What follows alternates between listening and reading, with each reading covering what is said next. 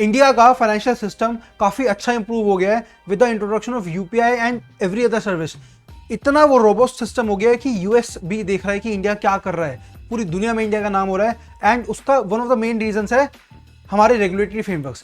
Regulatory frameworks होते हैं जो एक फाइनेंशियल या बैंकिंग सेक्टर में जो कंपनी है उसको गाइड करते हैं कि आपको इस तरीके से काम करना है और ये आपको गाइडलाइंस फॉलो करनी है। ये कुछ टाइम में स्ट्रिक्ट होती गई हैं एंड अल्टीमेटली इससे काफ़ी अच्छा इंपैक्ट आया है। ये जो गाइडलाइंस होती हैं ये फाइनेंशियल इंस्टीट्यूशंस को बताती है कि आपको किस तरीके से काम करना है ताकि वो सेफ रहे, स्टेबल रहे और पब्लिक के साथ ट्रांसपेरेंट रहे। क्योंकि पब्लिक के साथ ट्रांसपेरेंसी रहेगी तो पब्लिक को भरोसा भी अच्छा होगा और साथ के साथ उनको क्लियर होगा कि अच्छा इसमें इस तरीके से काम करता है। तो अगर मान लो कोई बैंकिंग इंडस्ट्री में कोई कंपनी है तो वो कोई म्यूचुअल फंड लेकर आ रही है तो उसको क्लियर कट पता होगा कि मुझे इसमें इन्वेस्ट करना चाहिए नहीं करना चाहिए। अब इससे जो पिछले काफ़ी टाइम में चेंजेस आए हैं वो देख लेते हैं। पिछले कुछ टाइम में जो भी चेंजेस आए हैं उस पर गवर्नमेंट ने इसी चीज़ पे फोकस करा है कि एक कस्टमर में और एक कंपनी में, चाहे वो एक बैंकिंग इंस्टीट्यूशन है चाहे वो फाइनेंशियल इंस्टीट्यूशन है, उनके बीच में ट्रांसपेरेंसी रहे। तो आपने देखा होगा केवाईसी को लेकर गवर्नमेंट कितनी स्ट्रिक्ट हुई है, आधार पैन को मर्ज कर रही है, आधार कार्ड में इतने अपडेट्स आए हैं जिससे ओवरऑल ट्रांसपेरेंसी बनी रहे, जिससे उन कंपनीज की एफिशिएंसी बढ़े। अब बात समझो ना, पहले केवाईसी करने में कितना टाइम लगता था। आपको ध्यान होगा पेटीएम के अर्ली डेज में एक्चुअल में एक एग्जीक्यूटिव आता था आपके यहाँ पे केवाईसी करने के लिए। बट अब क्योंकि सब कुछ आधार से लिंक हो गया है, डिजी लॉकर से लिंक हो गया है, तो अब केवाईसी करना कितना ज़्यादा आसान हो गया है, तो एफिशिएंसी बढ़ गई है। एंड अब क्योंकि सब कुछ डिजिटल है तो रिस्क बहुत कम है। पहले अगर ऑफिशियली वो जो ऑफिशियल डॉक्यूमेंट्स थे वो अगर ऑफलाइन मैनेज हो रहे थे तो रिस्क बहुत था, वो कुछ भी हो सकता था उसमें ऊपर नीचे। लेकिन क्योंकि अब सब कुछ डिजिटल है एंड सेंट्रलाइज्ड है तो अब रिस्क बड़े कम है, एफिशिएंसी बढ़ गई है। अब बात करें क्योंकि केवाईसी अच्छे से हो रही है, सब कुछ अच्छे से हो रहा है, तो उसका लेंडिंग प्रैक्टिसेस पे कैसा पड़ा है। लेंडिंग प्रैक्टिस मतलब जो बैंक्स लोगों को उधार देते हैं, लोन देते हैं, उस पर क्या फर्क पड़ा है। सिंपल है ना, जब पहले केवाईसी इतनी स्ट्रांग नहीं थी और सब कुछ इतना डिजिटल नहीं था तो लोगों को ट्रैक करना बड़ा मुश्किल था। एंड आपको पता होगा कि पहले लोन्स कितने डिफॉल्ट होते थे, लोग कितने पैसे लेके भाग जाते थे। तो पहले रिस्की लोन्स का बड़ा उसमें बहुत इशू रहता था। लेकिन क्योंकि अभी एक इंसान का जो क्रेडिट स्कोर है, जो उसकी क्रेडिट वर्दीनेस है, उसको चेक करने के लिए इतनी इंस्टीट्यूशंस आ गए हैं, आपके पास सिबिल है, आपके पास एक्सपीरियंस है, जिससे हमें पता लगता है कि उनका एग्जैक्ट स्कोर क्या है, उनको लोन देना चाहिए नहीं चाहिए।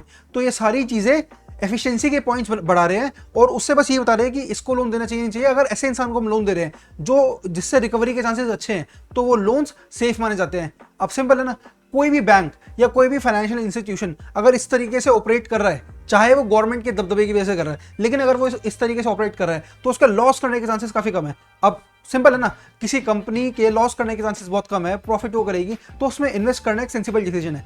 तो आपको इस तरीके से देखना है कि रेगुलेटरी फ्रेमवर्क जो है उनका इन इंस्टीट्यूशंस पे क्या इंपैक्ट पड़ रहा है। अगर आपको अपने एनालिसिस पे, अपने इंपैक्ट एनालिसिस पे पता लग रहा है कि हाँ यार इसका रिजल्ट ओवरऑल पॉजिटिव ही जाएगा, तो obviously you should invest now.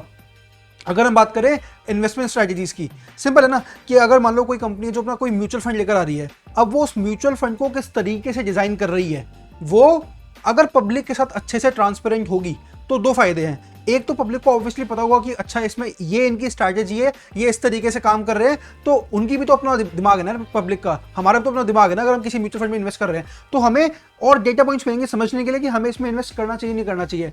दूसरा, क्योंकि इन इन्वेस्टमेंट फर्म्स को कंप्लीटली ट्रांसपेरेंट होना जरूरी हो गया, मैंडेटरी हो गया, ऐसे फ्रेमवर्क्स आ गए हैं, तो ये कुछ धोखाधड़ी नहीं कर सकते, ये कुछ फॉल्स प्रोमिसेस नहीं कर सकते कि इसमें ये होगा वो होगा, क्योंकि सब कुछ पब्लिक के सामने है, पब्लिक बेवकूफ नहीं है, पब्लिक को सब पता है।